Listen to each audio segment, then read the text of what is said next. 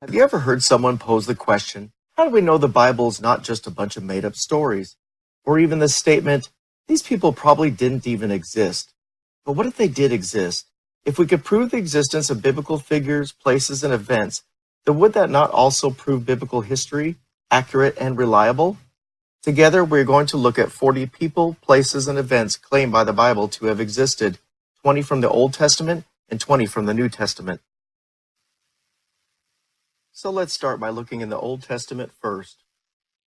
We will look in the Bible at a particular person, place, or event that is noted as existing, and then we will look at the hard evidence found, evidence such as artifacts.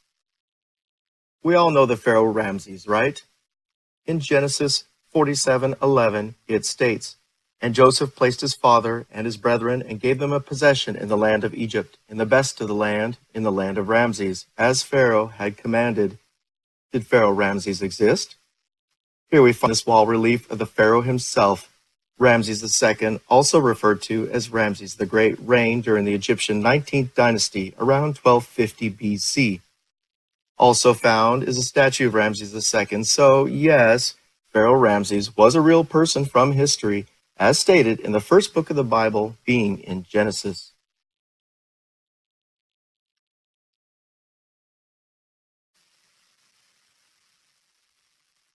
And what about the Pharaoh Tirhakah? In 2 Kings 19, verse 9, the Bible states, "And when he heard say of Tirhakah, king of Ethiopia, Behold, he is come out to fight against thee, he sent messengers again unto Hezekiah." We know that Pharaoh Tirhakah was king of Egypt and a member of the Nubian 25th dynasty of Egypt. That was around the year 680 BC. A granite shabti of Pharaoh Tirhakah was discovered, along with other artifacts such as the Sphinx containing the face of Pharaoh Tirhakah.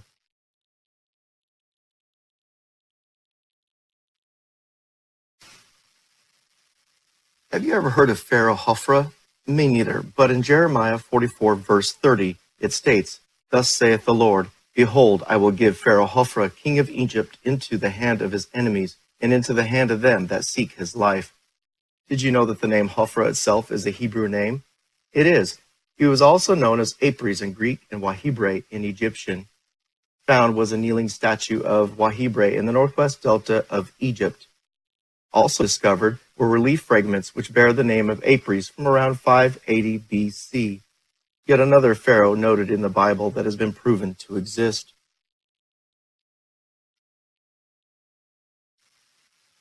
In the Bible, Pharaoh Necho is mentioned in 2 Chronicles 35 verse 20. After all this, when Josiah had prepared the temple, Necho, king of Egypt, came up to fight against Carchemish by Euphrates, and Josiah went out against him. Necho was king during the 26th dynasty of Egypt around 600 BC, and the son of Psammetichus I. He played a significant role in the history of the Assyrian and Babylonian empires, as well as within the kingdom of Judah. Found was a kneeling statue of Necho himself. Have you ever heard of the Merneptah stele, also known as the Israel stele? This is very important. In Genesis, it states that Israel dwelt in the land of Egypt. There's controversy over this. Some people say it didn't exist, but now we know it's true. The Merneptah stele clearly shows proof that Israel existed within Egypt around the year 1200 BC.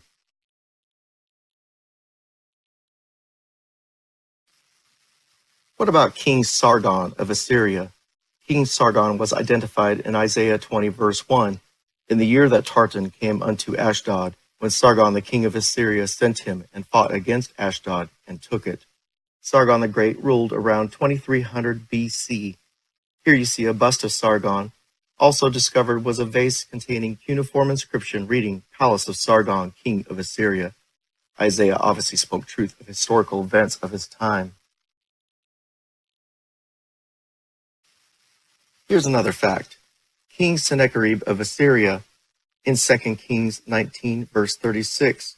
So Sennacherib, king of Assyria, departed and went and returned and dwelt in Nineveh. Found was a Sennacherib prison from around the year 701 BC. It was found in the ruins of Nineveh and contains annals from Sennacherib. Also discovered was a collection of stone panels from the palace of Sennacherib, which are on display today.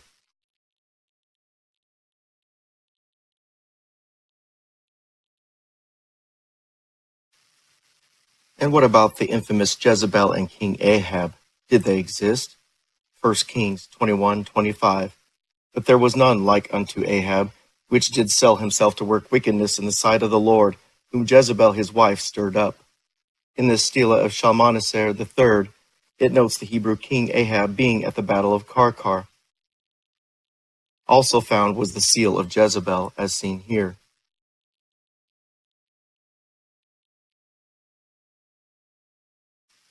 And what about King Nebuchadnezzar? Surely he existed. 2 Kings 24:1. In his days, Nebuchadnezzar, king of Babylon, came up, and Joachim became his servant 3 years. Then he turned and rebelled against him. Nebuchadnezzar existed around 600 BC and is perhaps the best-known ruler of Babylon in the Chaldean dynasty. He is famous for his conquests of Judah and Jerusalem, his monumental buildings, his role in the book of Daniel, and the construction of the Hanging Gardens. The cylinder of Nebuchadnezzar II was found from the Neo-Babylonian time period.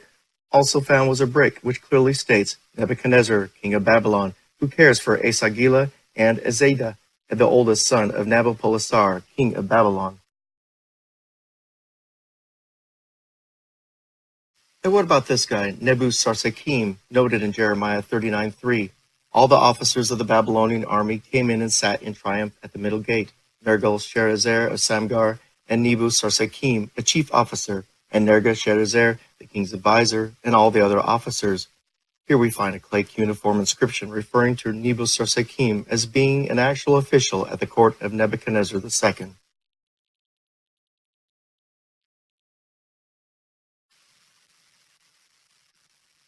And what about King Esarhaddon in Ezra 4:2, which states, "And we do sacrifice unto him since the days of Esarhaddon, king of Assur, which brought us up hither." Esarhaddon was a king of Assyria who reigned around 670 BC. This plaque was found which shows King Esarhaddon and the queen mother Nakisha together.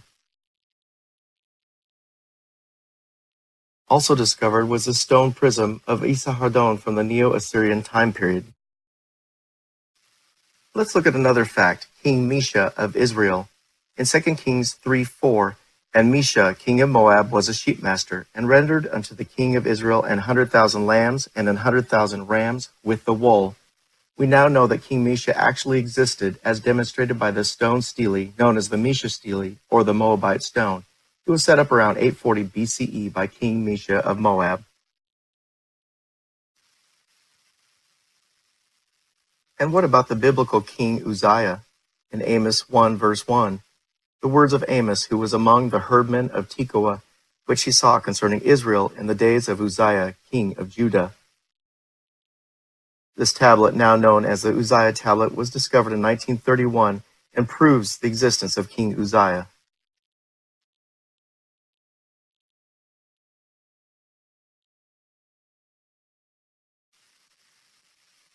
And what about the famous Hebrew king Hezekiah? In Isaiah 38:9, it states, "The writings of Hezekiah, king of Judah, when he had been sick and was recovered of his sickness." Yes, he did exist. Found was the seal of Hezekiah. Continuing with proof of King Hezekiah's reign, we also look in 2 Kings 20:20, which states, "As for the other events of Hezekiah's reign, all his achievements and how he made the pool and the tunnel by which he brought water into the city." Did Hezekiah build aquatic tunnels? Of course he did. His tunnel was discovered in 1838 and can be walked from end to end today. This tunnel was a primary source of water for the Hebrews in ancient Jerusalem. Let's consider King Solomon's city of Tadmor. In 2 Chronicles 8 verses 3 and 4, "And Solomon went to Hamaseba and prevailed against it, and he built Tadmor in the wilderness, and all the store cities, which he built in Hamath." These are the ancient remains of Tadmor, also known as Palmyra. Tadmor was an important city located in central Syria. Here we will take a look at several pictures of what remains of ancient Tadmor today.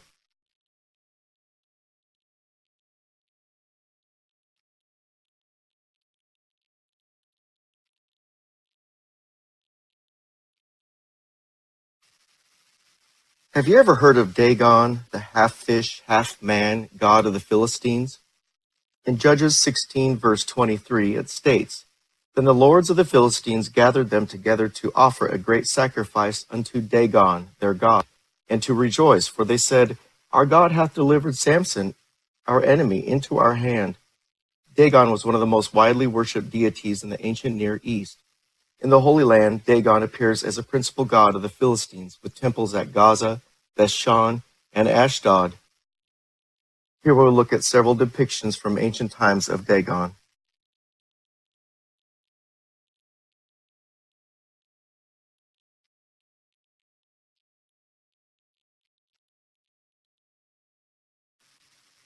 And what about the beloved King David? In 1 Samuel 20:16, So Jonathan made a covenant with the house of David, saying, Let the Lord even require it at the hand of David's enemies. King David was the second king of the United Kingdom of Israel around the year 1000 BC and successor to King Saul. He is depicted as the most righteous of all the ancient kings of Israel, although not without fault. The Teldan stele contains an inscription noting, Hazael, I, king of Aram, as victor over the house of David.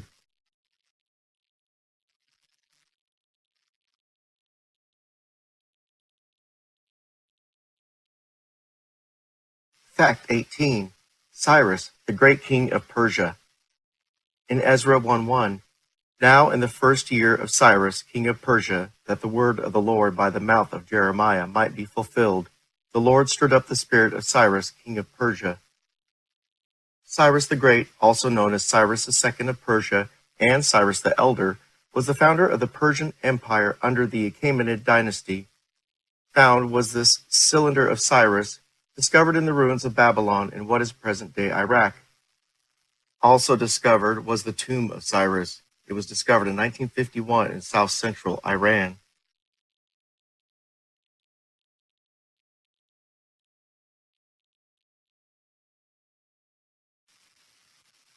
The Valley of Megiddo.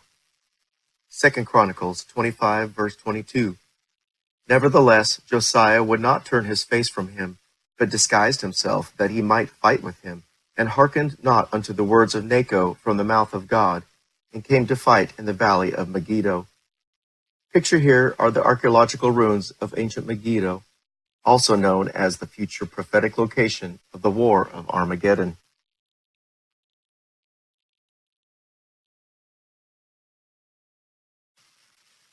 So let's end this list of 20 facts with the city of Jerusalem. And instead of providing one biblical quote, upon study, one actually finds that Jerusalem is noted a whopping 626 times in the Old Testament. That's right. And as you know, Jerusalem is still standing today, as seen here.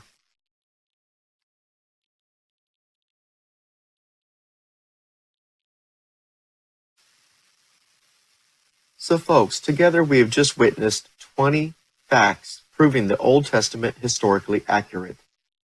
So let's now move forward to the New Testament and look at 20 biblical facts, mostly discovered recently as well, proving the New Testament to be historically accurate and reliable. Facts such as Augustus Caesar. In Luke 2:1, And it came to pass in those days that there went out a decree from Caesar Augustus that all the world should be taxed. Did Augustus exist? Here we see a statue of Augustus Caesar that was discovered. Also along with this, these coins containing a profile of Augustus himself.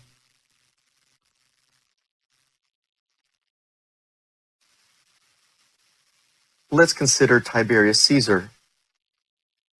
In Luke 3, verse 1, it states, Now in the 15th year of the reign of Tiberius Caesar.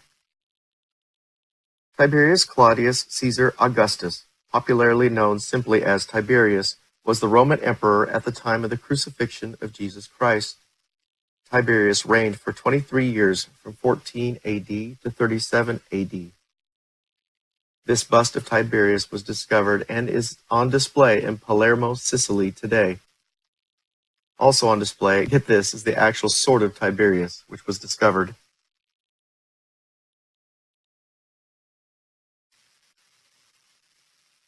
And what about Pontius Pilate? We've all heard of Pontius Pilate. In Luke 3, verse 1, Pontius Pilate being governor of Judea.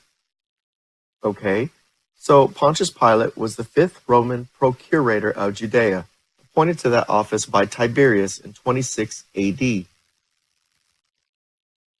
Pontius Pilate happened to be in residence in Jerusalem during Passover when Jesus was arrested and put on trial, and it was he who pronounced the sentence of death. Found is the Pontius Pilate description here. It was discovered in 1961. Also on display in the British Museum are these bronze coins of Pontius Pilate.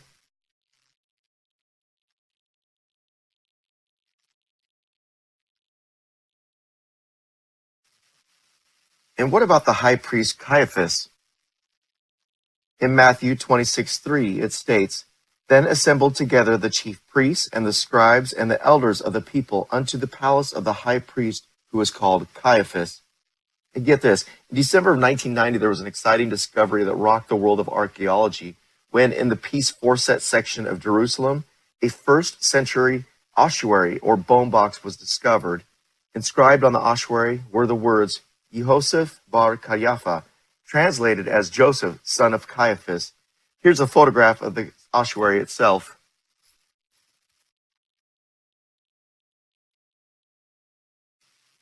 Fact 25, King Herod. Ah yes, let's talk about King Herod for a moment. In Matthew 2:1, "Now when Jesus was born in Bethlehem of Judea in the days of Herod the king, behold, there came wise men from the east to Jerusalem." So Herod the First, or Herod the Great, was a Roman client king of Judea from 74 BC to 4 BC. Here's a picture drawn of Herod the Great. Also discovered were these bronze coins honoring Herod the Great.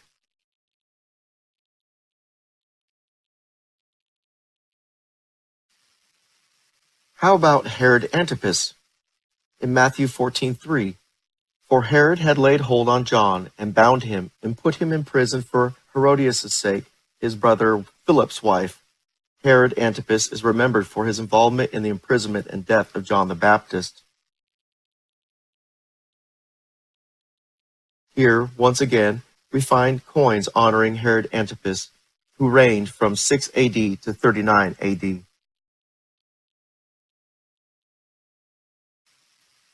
Let's now consider fact number 27, King Aretas IV. 2 Corinthians 11, verse 32.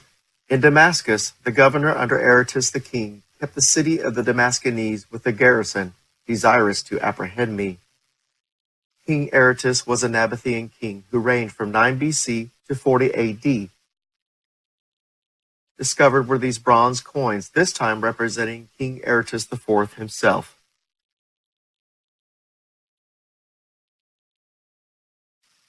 Fact 28, Crucifixion, the Yehohanan ossuary. In Matthew 27, verse 38, "Then were there 2 thieves crucified with him, one on the right hand and another on the left." In 1968, archaeologists excavated an ossuary in Jerusalem that contained the bones of a crucified man named Yehohanan. His ossuary can be found in the Israel Museum. The ossuary contained a heel with a nail driven through its side. The nail had olive wood on it, indicating that he was crucified on a cross made of olive wood or on an olive tree. This is a photograph of the actual heel bone pierced by an iron nail.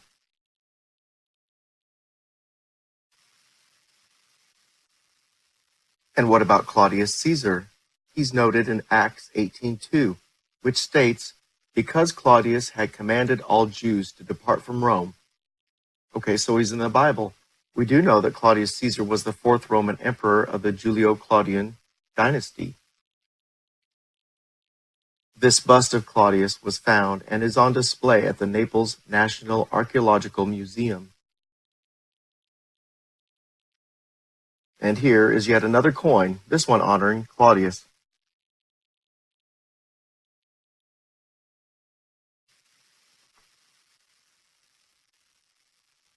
And what about Nero Claudius Caesar, who's noted in 2 Timothy 4, verse 22, where it states, "From Rome, when Paul was brought before Nero." Okay, We do know that Nero Claudius Caesar was the fifth and last Roman emperor of the Julio-Claudian dynasty. Nero's bust was found and can be seen on display in Capitoline, Rome. And as you can see, this coin provides a lovely profile of Nero Claudius Caesar himself, wouldn't you say? And what about the goddess Diana of the Ephesians? In Acts 19, verse 27, it states, "So that not only this our craft is endangered to be set at naught, but also that the temple of the great goddess Diana should be despised, and her magnificence should be destroyed, whom all Asia and the world worshipeth." Acts 19, verse 35 goes on to also state, "Ye men of Ephesus, what man is there that knoweth not how that the city of the Ephesians is a worshipper of the great goddess Diana?" Notice the statue of Diana on display in the Louvre in France. Also notice the silver coin which depicts the statue of Diana of the Ephesians.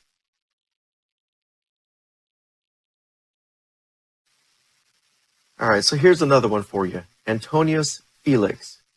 He's noted in Acts 23, verse 24, "And provide them beasts that they may set Paul on, and bring him safe unto Felix the governor." Also noted in Acts 24, verse 27, "But after 2 years, Porcius Festus came into Felix's room, and Felix, will to show the Jews a pleasure, left Paul bound."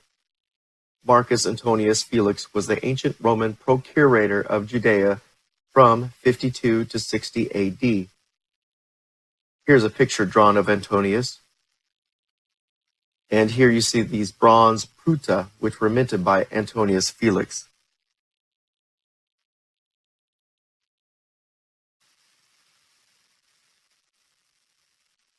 And what about the Decapolis? That was a pretty awesome place for its time. In Mark 5, verse 20, it states, "And he departed, and began to publish in Decapolis how great things Jesus had done for him, and all men did marvel." The term Decapolis is derived from the Greek word meaning 10 cities. The Decapolis was a 10-city Greco-Roman federation, or league, occupying all of Bashan and Gilead in northeastern Palestine.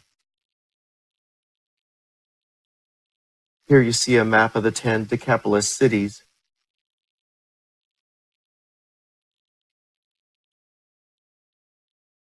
And here are the ruins of the Decapolis city of Scythopolis.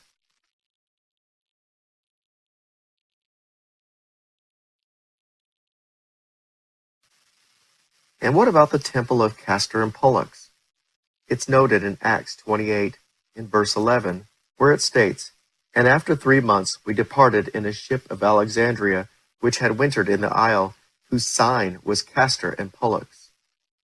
The sign they're talking about is the temple of Castor and Pollux, an ancient edifice in the Roman Forum in Rome. It was originally built in gratitude for victory at the Battle of Lake Regillus in 495 BC. Parts of the temple of Castor and Pollux still stand today, as seen here.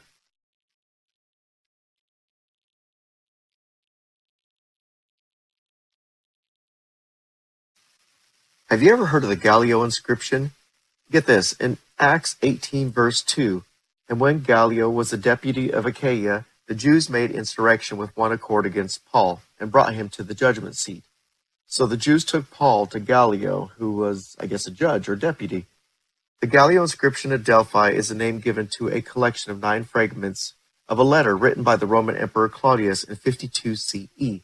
It was discovered in the early 20th century at the Temple of Apollo in Delphi, Greece, and this is what remains of it today. Fact 36. The Sergius Paulus inscription. In Acts 13 verse 7, "Which was the deputy of the country, Sergius Paulus, a prudent man, who called for Barnabas and Saul, and desired to hear the word of God." In 1877, an inscription was found near Paphos, bearing Sergius Paulus's name and the title of proconsul. Photographed is the Sergius Paulus inscription itself.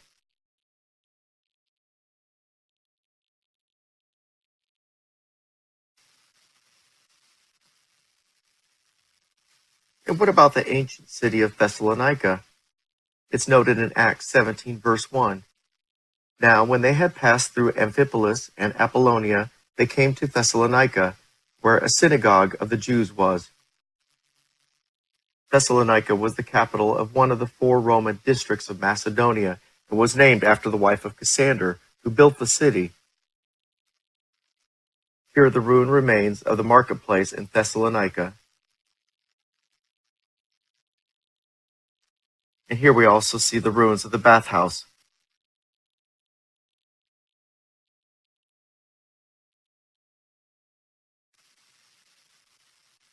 And what about the fishing village of Capernaum?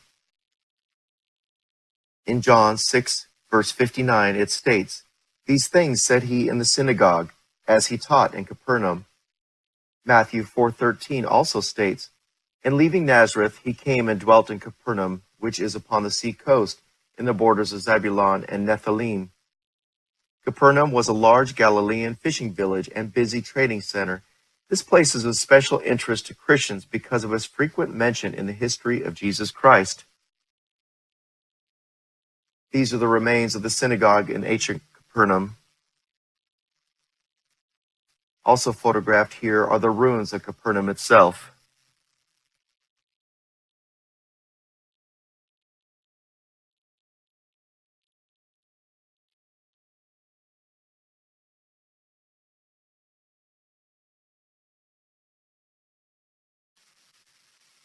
And what about the city of Bethlehem? If Jesus does not exist, then I suppose Bethlehem does not either. The city of Bethlehem is mentioned a total of 51 times in the Bible. For example, in Matthew 2:1, it is stated, "Now, when Jesus was born in Bethlehem of Judea in the days of Herod the king, behold, there came wise men from the east to Jerusalem." Here is the city of Bethlehem today.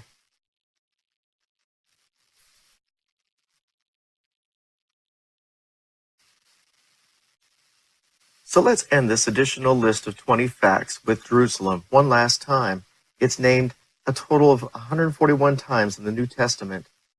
And as you can see, once again, yes, the city of Jerusalem still stands today, proof that the Bible is historically accurate. So again, I say, the next time someone tries to tell you that the Bible is just a bunch of made-up stories, throw them one or several of these simple 40 facts covered here today.